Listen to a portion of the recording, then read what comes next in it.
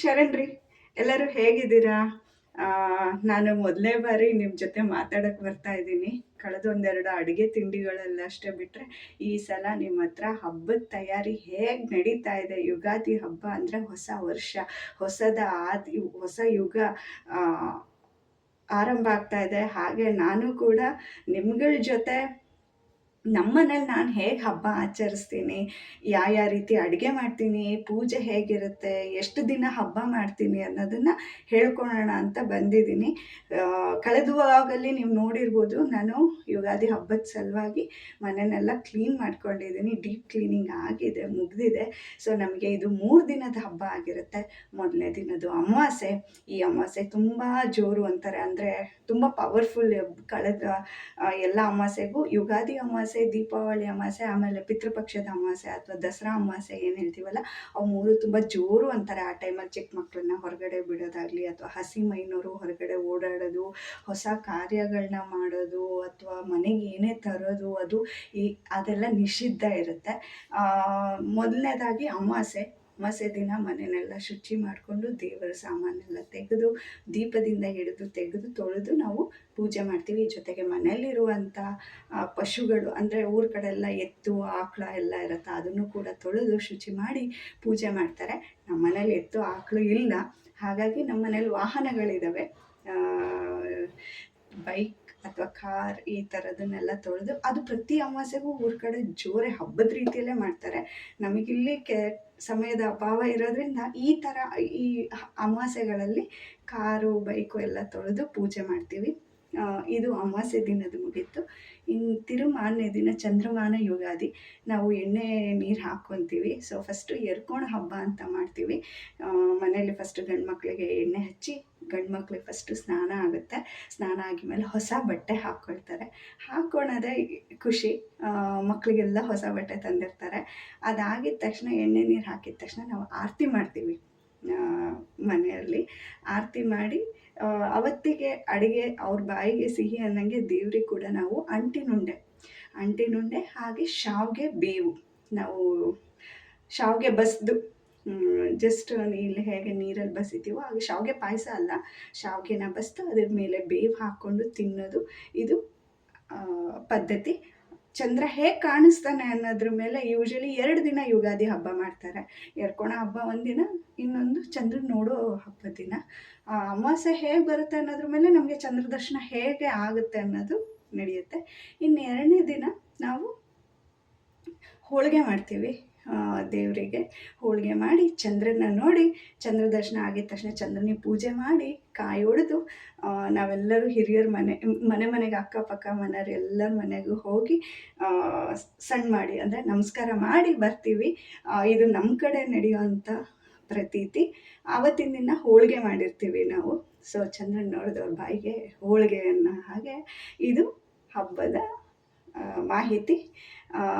So ಈ ವರ್ಷ ನಾನು ನಿಮ್ಮೆಲ್ಲರ ಕೂಡ ಹಬ್ಬ ಆಚರಿಸ್ಕೊತಾ ಇದ್ದೀನಿ. ಹೀಗೆ ನನ್ನ ವಿಡಿಯೋ ನೋಡ್ತಾ ಇರಿ, ಸಪೋರ್ಟ್ ಮಾಡ್ತಾಯಿರಿ ಅಂತ ಕೇಳ್ಕೊತೀನಿ.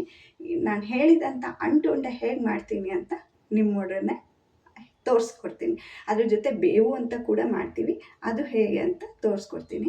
ನಾನು ಇವಾಗ ಹಬ್ಬದ ತಯಾರಿಯಲ್ಲಿ ಕೆಲವೊಂದು ಪದಾರ್ಥಗಳನ್ನ ತರಬೇಕಾಗಿದೆ, ಕೆಲವೊಂದು ತಂದು ಇಟ್ಕೊಂಡಿದ್ದೀನಿ. ಸೊ ನಾನು ಯಾವ ರೀತಿ ಜೋಡಿಸ್ಕೊತಾ ಇದ್ದೀನಿ ಅನ್ನೋದನ್ನ ನಿಮ್ಮ ಜೊತೆ ತೋರಿಸ್ಕೊಡ್ತೀನಿ. ನನಗೆ ಚಿಕ್ಕ ಮಗು ಇದೆ, ಅವನು ಮಲಗಿದಾಗ ನಂದೆಲ್ಲ ಕೆಲಸ ನಾನು ಮುಗಿಸ್ಕೋಬೇಕು, ಅವ್ನ ಕೈ ಬಿಟ್ಟಾಗ.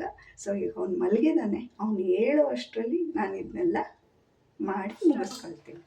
ನಾನು ಹೇಳಿದ್ನಲ್ಲ ಸ್ನೇಹಿತರೆ, ಸಾಮಾನೆಲ್ಲ ಜೋಡಿಸ್ಕೊಂಡಿದ್ದೀನಿ. ಇದಕ್ಕೆ ಮೊದಲನೇದಾಗಿ ಒಣ ಕೊಬ್ಬರಿ ಬೇಕು. ಸೊ ಒಣ ಕೊಬ್ಬರಿ ಬಟ್ಲನ್ನು ನಾನು ಈ ರೀತಿಯಾಗಿ ತುರ್ಕೊಳ್ತಾ ಇದ್ದೀನಿ.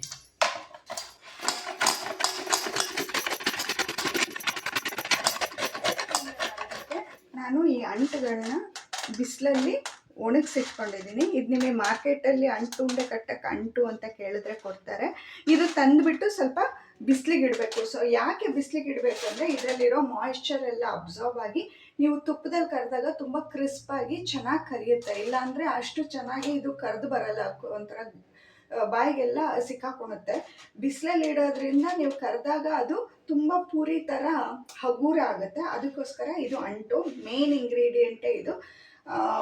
ಜೊತೆಗೆ ಡ್ರೈ ಫ್ರೂಟ್ಸ್, ಗೋಡಂಬಿ, ದ್ರಾಕ್ಷಿ, ಬಾದಾಮಿ ಹಾಗೂ ಉತ್ತತ್ತಿ ಅಥವಾ ಒಣ ಖರ್ಜೂರ ಅಂತಾರಲ್ಲ ಅದು. ಇದನ್ನ ಗೋಡಂಬಿ, ದ್ರಾಕ್ಷಿ ಮತ್ತು ಬಾದಾಮಿನ ಮಾತ್ರ ತುಪ್ಪದಲ್ಲಿ ಹುರ್ಕೊತೀನಿ. ಇದನ್ನು ತುಪ್ಪದಲ್ಲಿ ಹುರ್ಕೊಳಲ್ಲ, ಹಾಗೆ ಡೈರೆಕ್ಟಾಗಿ ಮಿಕ್ಸಿ ಮಾಡೋದಕ್ಕೆ ಹಾಕ್ಕೊತೀನಿ. ಜೊತೆಗೆ ಇದನ್ನು ಕಟ್ಟೋದಕ್ಕೆ ಬೆಲ್ಲ, ಇದು ನಮಗೆ ಮಾಮೂಲಿ ಉಂಡೆ ಪಾಕ ಬರೋ ಹಾಗೆ ಪಾಕ ತಗೊಳ್ತೀವಿ. ಸೊ ಇದಿಷ್ಟು ಕರ್ಕೊಂಡು ಮಿಕ್ಸಿಯಲ್ಲಿ ಪೌಡ್ರ್ ಮಾಡಿಕೊಂಡು ಡ್ರೈ ಫ್ರೂಟ್ಸ್, ಈ ಅಂಟನ್ನು ಹಾಗೆ ಹಾಕ್ತೀನಿ. ಈ ಉತ್ತತ್ತಿ ಸ್ವಲ್ಪ ಒಣ ಕೊಬ್ಬರಿನೂ ಕೂಡ ನಾನಿಲ್ಲಿ ಸ್ವಲ್ಪ ತುರಿದಿಟ್ಕೊಂಡಿದ್ದೀನಿ, ಸ್ವಲ್ಪ ರುಬ್ಬೋದಕ್ಕೆ ಮಾಡಿಕೊಂಡು ಒಟ್ಟಿಗೆ ಮಿಕ್ಸ್ ಮಾಡಿ ಬೆಲ್ಲದ ಪಾಕದಲ್ಲಿ ಕಟ್ಟೋದು. ಸೊ ಇದು ಅಂಟಿನ ಉಂಡೆ. ಇದನ್ನು ತುಪ್ಪದಲ್ಲೇ ನಾವು ಕರಿಯೋದು.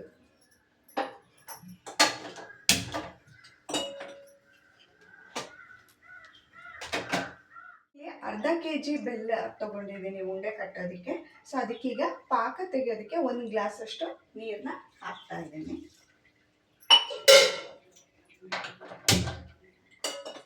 ಹಾಗೆ ಈ ಬಾಣಲಿಗೆ ನಾನು ಕರಿಯೋದಕ್ಕೆ ತುಪ್ಪ ಬಳಸ್ತಾ ಇದ್ದೀನಿ.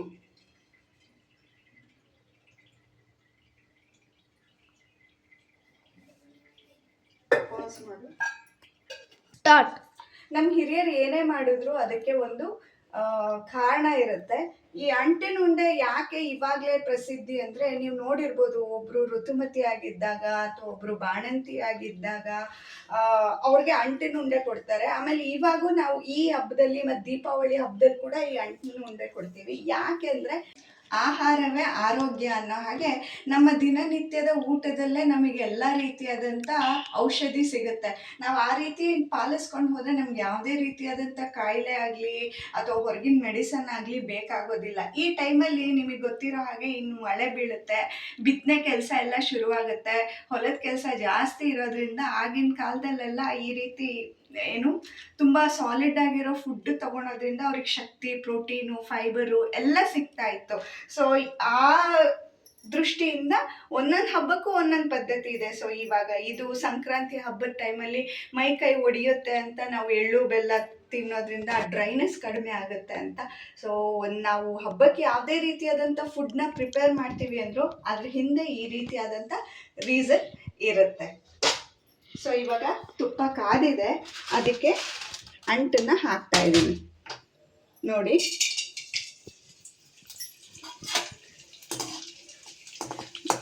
ನೀವಿಲ್ಲಿ ಅರಳೋದನ್ನು ನೋಡ್ಬೋದು. ಮುಂಚೆ ಕ್ರಿಸ್ಟಲ್ ಫಾರ್ಮಲ್ಲಿರುತ್ತೆ, ಸೇಮ್ ಕಲ್ಸಕ್ಕರೆ ಹೇಗಿರುತ್ತೋ ಹಾಗಿರುತ್ತೆ. ಇದು ಅರಳಿದ್ರೆ ಬುರು ಬುರು ಉಬ್ಬುತ್ತೆ.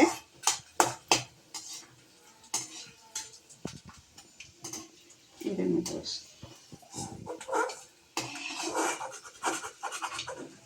ಕರೆದ್ಬಿಟ್ಟು ನಾನು ಈ ಪಾತ್ರೆಗೆ ಹಾಕ್ಕೊಳ್ತಾ ಇದ್ದೀನಿ. ಯಾಕೆಂದರೆ ಇದರಲ್ಲೇ ನೆಕ್ಸ್ಟ್ ಎಲ್ಲ ಮಿಕ್ಸ್ ಮಾಡಿ ಹಾಕ್ಕೊಳ್ಳೋದು.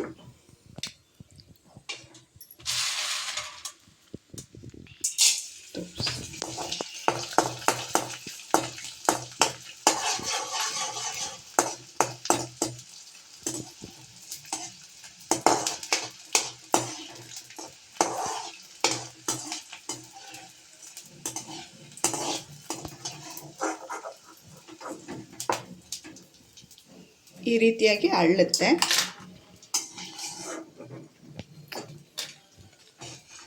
ಇದಕ್ಕೆ ದಪ್ಪ ತೆಳ ಇರುವಂಥ ಬಾಣಲಿನೇ ತಗೋಬೇಕು, ತುಂಬ ತೆಳ್ಳಂದೆಲ್ಲ ತಗೋಬೇಡಿ. ಆದಷ್ಟು ಲೋ ಫ್ಲೇಮಲ್ಲೇ ಮಾಡಬೇಕು, ಇಲ್ಲಾಂದರೆ ಬೇಗ ಕೆಂಪಗಾಗೋಗ್ಬಿಡುತ್ತೆ. ಬ್ಯಾಚ್ ವೈಸ್ ಇದನ್ನು ಹಾಕಿ ಕರೆದುಬಿಟ್ಟು ನೀವು ಎತ್ತಿಟ್ಕೊಳ್ಳಿ.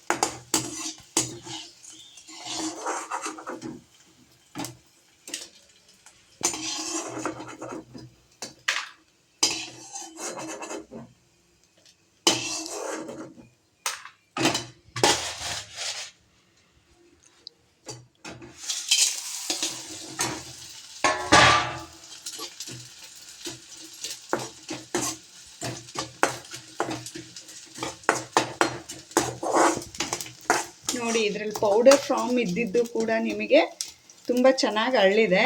ಇದು ನೋಡಿ ಇದೆಲ್ಲ ಅರಳಿಲ್ಲ. ಅರಳದೇ ಇರೋದು ನಿಮಗೆ ಡಿಫ್ರೆನ್ಸು ಗೊತ್ತಾಗುತ್ತೆ ಯಾವ್ದು ಅರಳಿದೆ ಯಾವ್ದು ಅರಳಿಲ್ಲ ಅಂತ. ಸೊ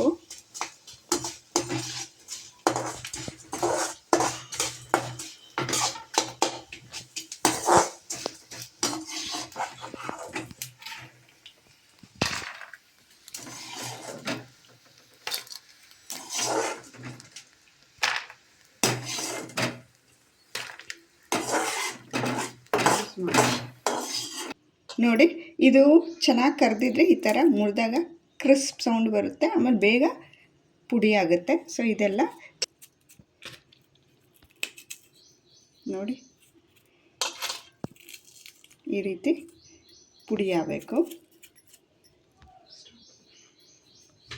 ಪಾಕ ಕೂಡ ಕರಗಿದೆ,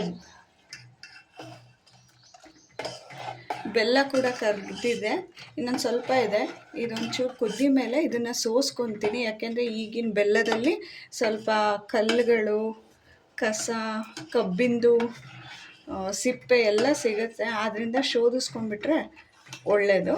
ಸೊ ಇದೆಲ್ಲ ಮೆಲ್ಟ್ ಆಗಿದೆ. ಇವಾಗ ಇದನ್ನು ಇನ್ನೊಂದು ಪಾತ್ರೆಯಲ್ಲಿ ಸೋಸ್ಕೊಂಡು ಪಾಕ ತೆಗಿತೀನಿ. ಇದಕ್ಕೆ ಮಾಮೂಲಿ ಉಂಡೆ ಪಾಕ ಮಾಡ್ತೀವಲ್ಲ, ಉಂಡೆ ಪಾಕನ ತೆಗಿಬೇಕು.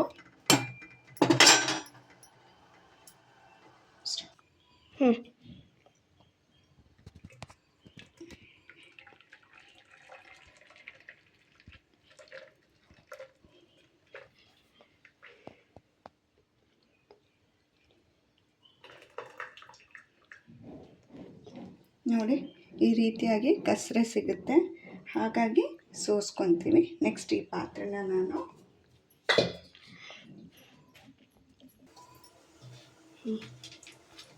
ಮೊದಲನೇದಾಗಿ ದ್ರಾಕ್ಷಿ ಹಾಕಿ ಹುರ್ಕೊಳ್ತಾ ಇದ್ದೀನಿ. ಮಾಮೂಲಿ ನೀವು ಪಾಯಸ ಮತ್ತು ಬೇರೆ ಸ್ವೀಟ್ಸಿಗೆಲ್ಲ ಹೇಗೆ ಹುರ್ಕೊಳ್ತೀರೋ ಹಾಗೆ ಇದನ್ನು ಹಾಕಿ ಕಟ್ಟುವಾಗ ನಾವು ಏಲಕ್ಕಿ ಪುಡಿ, ಶುಂಠಿ ಪುಡಿ ಹಾಕಿ ಕಟ್ಟುತ್ತೀವಿ, ಅದ್ರದ್ದು ಅರೋಮಾ ಫ್ರೇಗ್ನೆನ್ಸ್ ಬರೋದ್ರಿಂದ.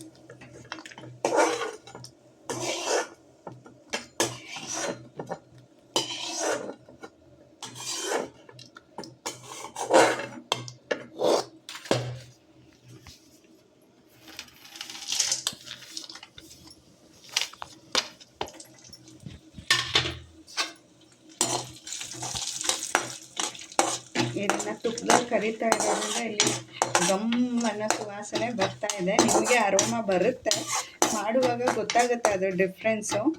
ಸೊ ಇದು ಒಂದು ಸಲ ರೋಸ್ಟ್ ಆಗಿದೆ ಅಂದಾಗ ತೆಗೆದ್ರೆ ಆಯಿತು. ಸೊ ಇದನ್ನು ಯೂಶ್ವಲಿ ಬೆಳಗ್ಗೆನೇ ಖಾಲಿ ಹೊಟ್ಟೆಲೇ ಕೊಡ್ತಾರೆ ಬಾಣಂತಿಯಲ್ಲಿ. ಆಮೇಲೆ ಋತುಮತಿ ಆದಾಗ ಹಿಂದಿನ ದಿನ ಈ ಉಂಡೆನ ತುಪ್ಪದಲ್ಲಿ ನೆನೆ ಇಡ್ತಾರೆ. ನೆನೆ ಇಟ್ಬಿಟ್ಟು ಬೆಳಗ್ಗೆ ಎದ್ದ ತಕ್ಷಣ ಬ್ರಷ್ ಮಾಡಿದ ತಕ್ಷಣ ಇದನ್ನು ಕೊಟ್ಬಿಟ್ಟು ಒಂದು ಲೋಟ ಸಪ್ಪೆ ಹಾಲು ಕೊಡ್ತಾರೆ. ಸೊ ನಿಮಗೆ ಫುಲ್ ಇಡೀ ದಿನ ತುಂಬ ಎನರ್ಜಿಟಿಕ್ ಆಗಿರುತ್ತೆ, ದೇಹಕ್ಕೆ ಒಳ್ಳೆಯದು ಅಂತ ಹೇಳಿ. ಸೊ ಬೋನ್ಸಿಗಿರ್ಬೋದು ಅಥವಾ ಬ್ಲಡ್ ಇಂಪ್ರೂವ್ಮೆಂಟಿಗೆಲ್ಲ ಇದು ತುಂಬಾ ಹೆಲ್ಪ್ ಆಗುತ್ತೆ.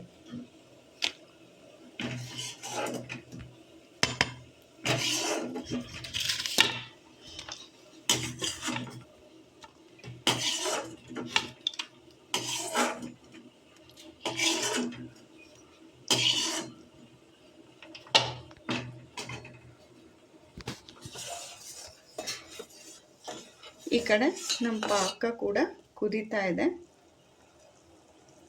ಇನ್ನು ಪಾಕ ಬರಬೇಕು. ಸೊ ಕರಿಯೋ ಅಂತ ಪ್ರೊಸೀಜರ್ ಮುಗಿದಿದೆ.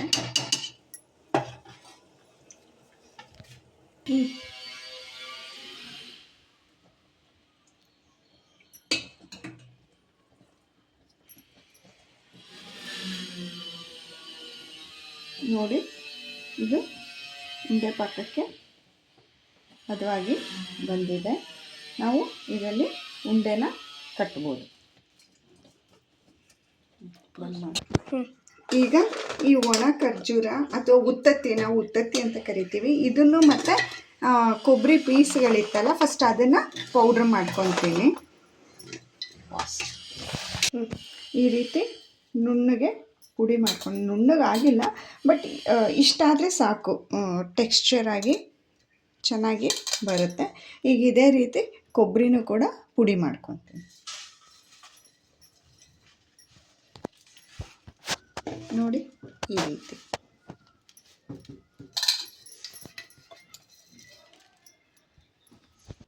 ಈ ಕೊಬ್ಬರಿನೂ ಸಹಿತ ಈಗ ಇದೇ ರೀತಿ ಪೌಡರ್ ಕನ್ಸಿಸ್ಟೆನ್ಸಿಗೆ ಮಾಡ್ಕೊಳ್ತೀನಿ.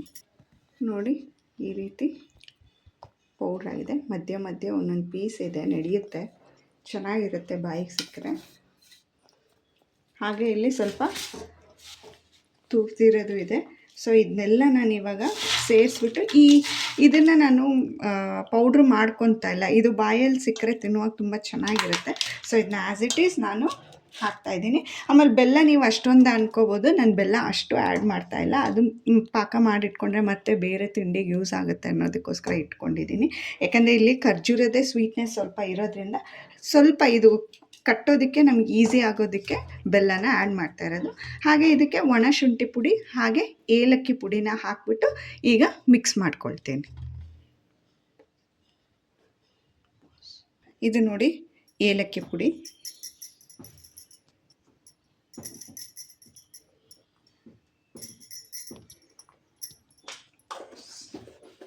ಒಂದು ಚಿಟಿಕೆಯಷ್ಟು ಒಣ ಶುಂಠಿ ಪುಡಿ.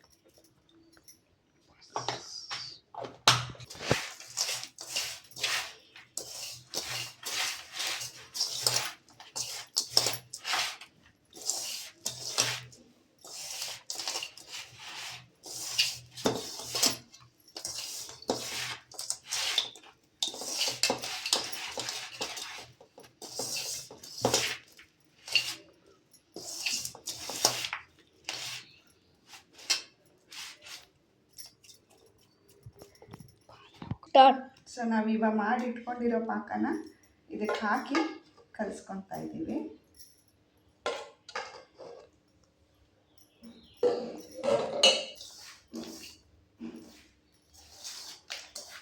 ಸ್ವಲ್ಪ ಪಾಕ ಬೆಚ್ಚಗಿದ್ದಾಗೇ ಹಾಕ್ಕೊಂಡ್ರೆ ನಮಗೆ ಉಂಡೆ ಕಟ್ಟೋದಕ್ಕೆ ಅನುಕೂಲ ಆಗುತ್ತೆ.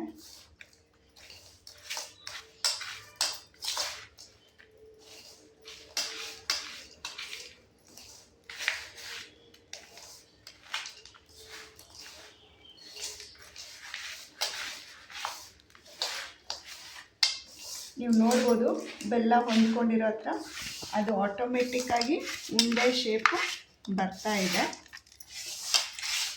ಸೊ ಇದಕ್ಕೆ ಇನ್ನೊಂದು ಸ್ಪೂನಷ್ಟು ಪಾಕ ಹಿಡಿಯುತ್ತೆ.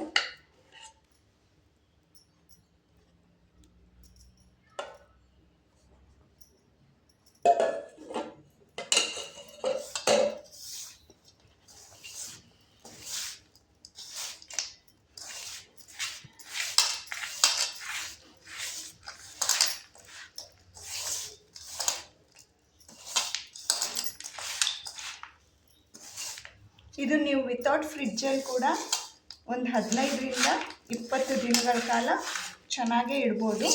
ಇದು ಕೊಬ್ಬರಿ ಹಾಕಿರೋದ್ರಿಂದ ಸ್ವಲ್ಪ ಎಣ್ಣೆ ಮುಗ್ಲು ಬರೋದ್ರಿಂದ ಆದಷ್ಟು ಬೇಗ ಫ್ರೆಶ್ ಆಗಿದ್ದಾಗೇ ತಿಂದು ಮುಗಿಸ್ಬಿಡ್ಬೇಕು. ಆಮೇಲೆ ಬೇಕಾದಾಗ ಅಷ್ಟಷ್ಟೇ ಮಾಡಿಟ್ಕೊಂಡ್ರೆ ತುಂಬ ಚೆನ್ನಾಗಿರುತ್ತೆ. ನೋಡಿ, ಉಂಡೆ ಆಯಿತು. ಸೊ ಇದೇ ರೀತಿ ನಿಮ್ಗೆ ಯಾವ ಶೇಪಿಗೆ ಬೇಕೋ ಆ ಶೇಪಿಗೆ ಉಂಡೆ ಕಟ್ಟಿ, ಶೇಪ್ ಅಂದರೆ ಅದು ರೌಂಡೇ ಇರುತ್ತೆ, ಯಾವ ಸೈಜಿಗೆ ಬೇಕೋ ಆ ಸೈಜಿಗೆ ಉಂಡೆನ ಕಟ್ಕೋಬೋದು.